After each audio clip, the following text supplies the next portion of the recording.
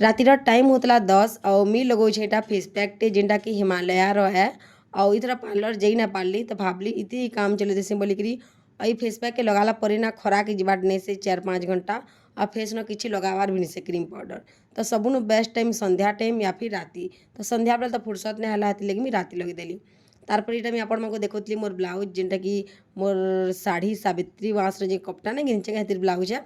और यहाँ मोर हजबैंड आनी देते मोर लगी चूड़ी तो टिके ना बड़ होता लेकिन चलवा मझी न तो पिन्हबार अच्छे ना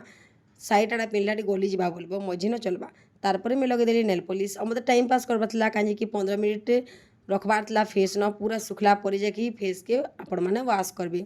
भल लगसी पूरा मस्त दिखला भी फेसटा को तो देख सुखी आसी बसला न तो हाचनी मी फेस के वाश करदेमी तो बेसिन के पले आली हाचनी वाश करदेमी पूरा मुँह कान केन्दा लगुसी लगेदेव बोले सुखला पर पूरा तो यहाँ मुझे रेती देखिए भल कर धोई दूचे धोई सारा पर केन्ता दिशा जी कमेंट करी कहबे और यहाँ ये मुझे लगुचे जी क्या सकाल पाइबानी सावित्री मास अच्छे हेती लगी सब सजबाज चलीजे